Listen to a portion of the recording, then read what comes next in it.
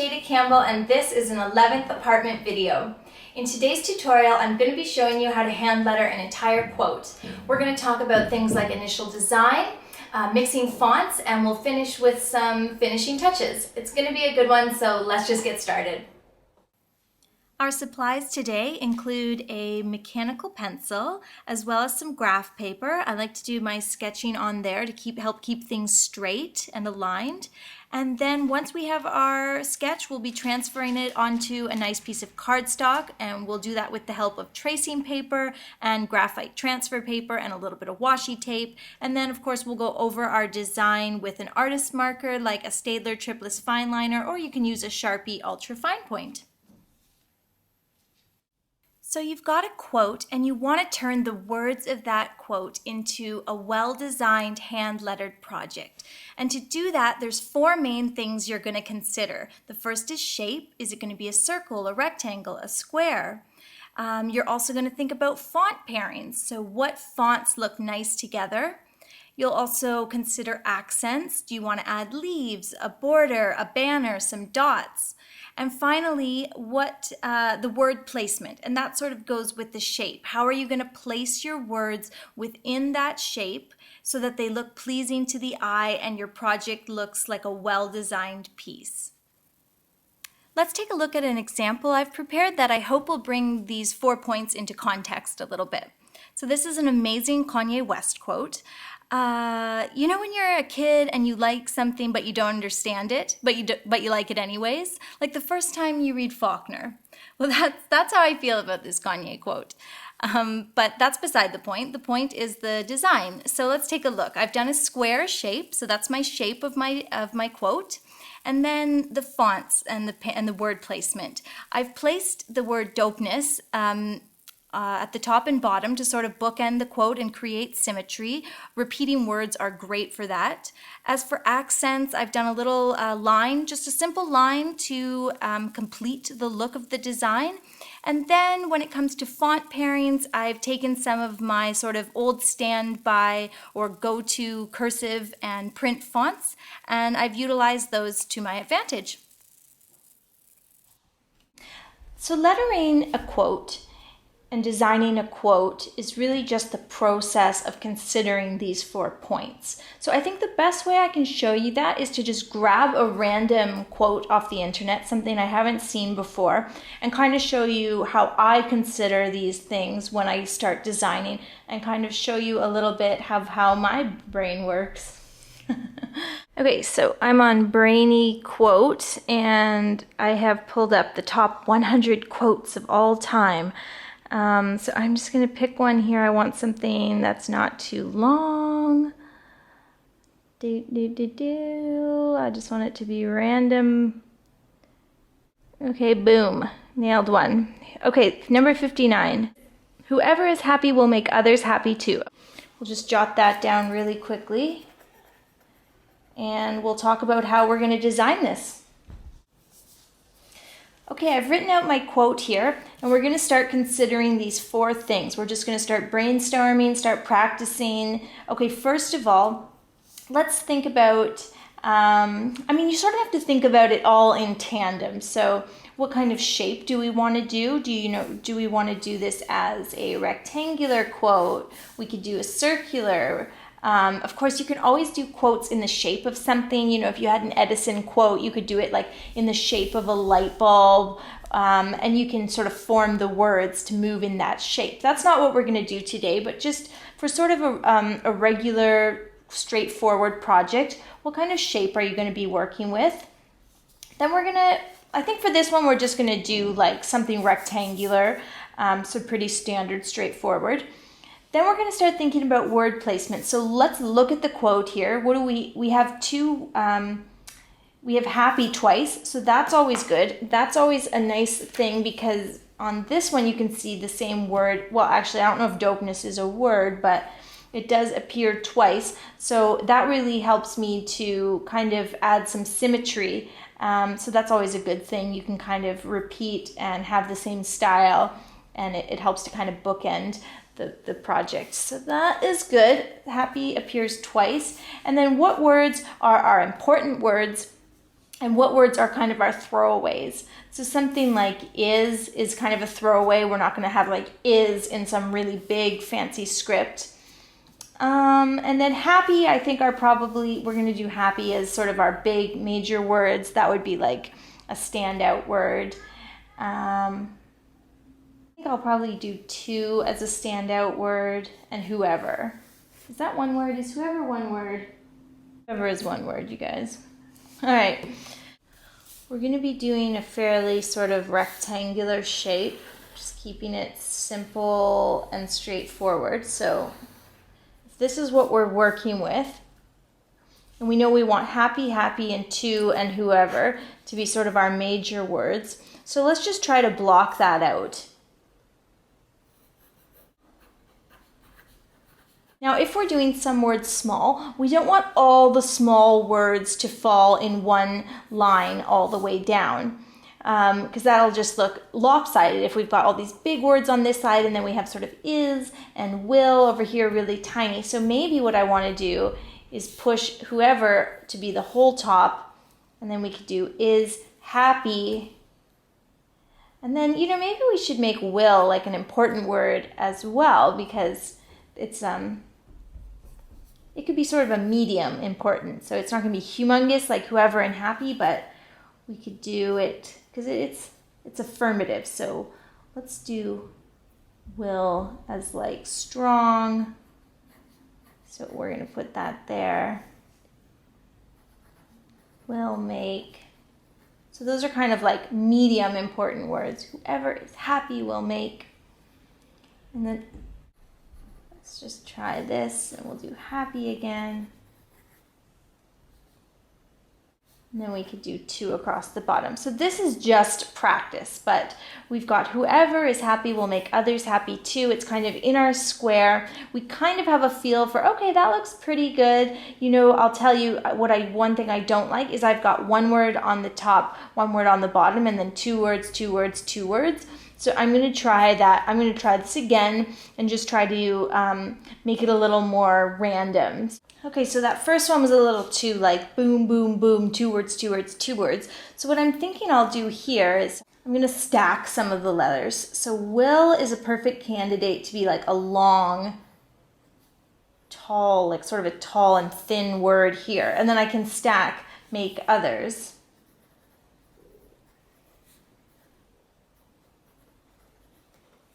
Whoever is happy will make others. And then I think I'm going to do happy too. So we'll do that way. We've got one word, two words. We've got three words plus stacking. So it makes it sort of interesting. And then I'll do happy too. So another two words here.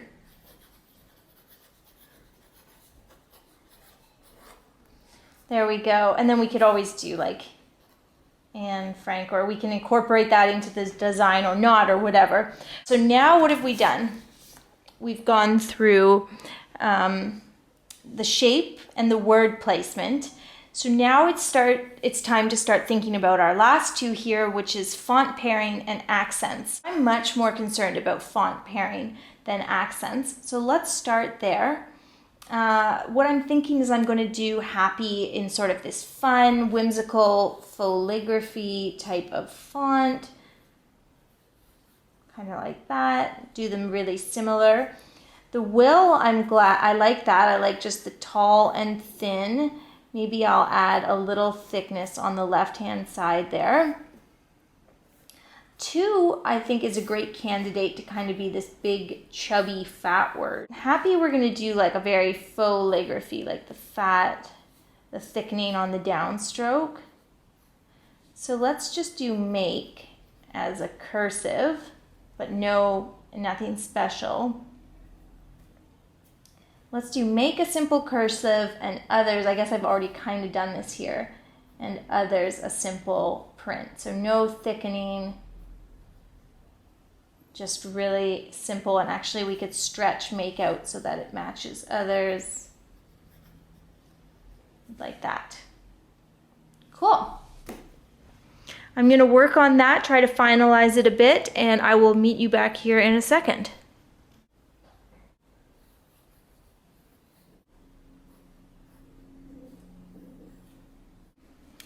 All right, so here I've been working with it a bit. It's obviously not a good copy, but I've got my whoever and will with that tall sort of skinny font. We're just thickening on the downstroke. I'm doing happy in a faux calligraphy. I'm going to do this nice big fat 2, and I'm happy with the simple cursive and print for the make others, and then is kind of my throwaway word. It's not important. I like the shape. So I've got my shape. I've got the word placement, and now I'm happy with my fonts and my font pairings. Again, it's not a final copy. 2 is kind of all squished, and I'm not really happy with the way that happy looks. Not happy with happy. Anyways, and then one last thing we can think about is our accents. I'm getting a little tired of the lettering accents. I feel like they're a bit sort of Pinterest in 2010. But let me show you some examples. So for accents, we could do like a simple flag. Like these aren't that. These are getting a little tired, but then they're a great go-to. So, you know, we could do whoever in there. And then we can also sometimes just something as simple as a line, doing like this, is happy. Like that. That's always good. I do that again and again. It just helps break up a quote or a saying. Even if you're doing, you know, happy birthday, you could do mom with the lines on the side or something like that. So whoever, those lines are great. Another one that I don't do very often, but they're cute depending what you're doing, is the bunting flag. And you know, I say that I'm kind of getting tired of these accents, but it really depends what you're working on. You know, if you're doing a card for a baby shower or something, then this is great. And then let's see what else. Vines are always a good accent. And you can always do some leaves and vines. I like to do 2 of them and just have them going in opposite directions like this. And then it looks nice if you put your title or your words in the middle. And of course the flags, they can be vertical. They don't have to be horizontal, and they look good sort of with one word or something like that. So think about the accents. I think on this one, for my quote, I don't know, could I work an accent in there somehow?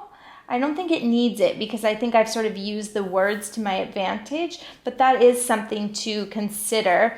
And on a project like this here, you know, it doesn't mean you need a bunting flag and a leaf and a banner. You could just have a simple line, and it really helps to finish the whole thing off. I think if that wasn't there, it wouldn't look quite as sort of just finished and complete as it does. Okay, so what I'm going to do now is I'm going to do this slowly and carefully in pencil on my graph paper. And if anyone out there is wondering why I'm sketching on the graph paper, it's because that way I don't need to get out a ruler, right? Like I can just use these lines as my guide, and it just sort of saves a step. So, but you can always sketch in your notebook or your sketchbook and then move on to graph paper when you're ready if you find the graph kind of distracting. So I'm going to try to get this looking a little more complete and even and professional, and then we're going to transfer it onto some good cardstock. So that's my final design. Now I will need, this is when you want your cardstock. So whatever you're going to put the design on, I'll just use the top of that there. And I am going to need my tracing paper as well as my transfer paper. So to transfer this design, you guys have seen this a million times, I know, but we're just going to trace the entire design and then we'll transfer it onto the cardstock. This also allows us to work out any kinks, so if anything needs to be moved over slightly to make sure it's centered or whatever it may be, now is the time to do that. And it's super easy because you're just tracing and you can just move the tracing paper around to do whatever you need to do. Now that I have my design traced, I'll just transfer it. So I've got a nice sheet of cardstock here. First, take a little washi tape. And then we've got our transfer paper here, and we'll put it underneath, dark side down. And then you just take a mechanical pencil or something sort of similarly thin and go over that. Go over your design just carefully in order to transfer it. And we're just gonna get rid of our tracing paper, and there's our transferred design. It looks great. I mean, at this point, I'm really just doing stuff that you guys have seen me do a million times. This video is really all about, you know, those initial steps, those initial 4 steps of thinking about the shape and the fonts and how the fonts look together. But I would not want to leave a project unfinished, so we'll just take it right to the end, but I'm just going over it with a Sharpie. You could use any artist's marker. I've actually been meaning to speak about the difference between the Sharpies and the Staedtler ultra fine points in these videos, because a few people have asked, you know, don't you find that the Sharpies bleed? And at first I was like, no, I don't find that. But then I realized, like, yeah, actually, now that I'm thinking about it, they really do. And it really just depends on the level of accuracy that you're expecting. And so often I'm just doing a little fun quote for a video, but actually, if I was doing something like a nice card that I needed to be perfect, the Sharpies, I find you get little ink points. So you can't stop on the page even for a second, or you're gonna get an ink spot. And it's easier to go over something twice with the Staedtler, which is going to give you a thinner, finer line, than it is to, you know, potentially mess up your whole project right at the end because your Sharpie bleeds out a little bit and smudges. So I've kind of been switching over to the Staedtler, but sometimes I still find that I just, for the sake of having a little bit of a thicker line, I still go back to my Sharpies. So personal preference, but the Staedtlers are a little easier to work with, a little less, a little more control. So I'll just finish this up here with my Sharpie. Okay, and that's it. I've cut it down as I do with most of my projects. I will just use a ruler and cut them out to size. I think what I will do actually is I am going to add a little design element on this project after all. I'm going to put Anne Frank down here, and I'm going to do it in the border. So I'm going to just write it. I'm just going to do capital. I'm going to do my usual, my capital and small letters mixed. And then I'm going to do a border so that the name is going to be in the border. And actually, I'm going to use the Staedtler for this because it's too small. The Sharpie will be too big and clumsy for these tiny letters. And that's really when you notice the problem of the ink bleeding, is when you're doing small detail work. And then I'll do my usual border. Just a nice straight lines, doesn't have to be perfect. Pull the pen towards you to keep it steady. Okay, and that is it. So this is one that I just had found just a few minutes ago online, and that's my whole process. So that was just, I really didn't look that up before. You guys are like, we know it's not that good. Just kidding. So no, I really did look that up just on the spot, and then that's sort of my process of get that graph paper out and think about these 4 things. Actually, these aren't in order. I should have done them in order, but shape and word placement are your first 2 things you're going to think about, and then font pairings, what's going to look good together. If you need help with fonts, go back and watch some of my initial videos where I talk about some different styles, and don't feel like you need to have a million different styles in one quote. It actually looks better to just keep it simple, and I find just doing this one that I go back to again and again, where I thicken on the left hand side of the letter, or the faux calligraphy where you're thickening on the downstroke. Those look good together. There's lots you can do with that, so it's not about having a million different font types. And then once you've got your shape, your word placement, and your fonts, then you just have to think about accents. So in this case, I've just done a little border, but you can put leaves on there, or you can put hearts, or you can do the banners like this, little dots. The dots is, here's a trick. If you need to add dots, do it when you're doing your sketch on the graph paper. And of course, you've got your guide there, right? And then when you trace over, when you do your trace and the graph disappears, you've got these perfectly aligned dots. Okay, yeah, so I think that's about it. Shape, word placement, font pairing, and then finish with some accents. Thanks for watching today, guys.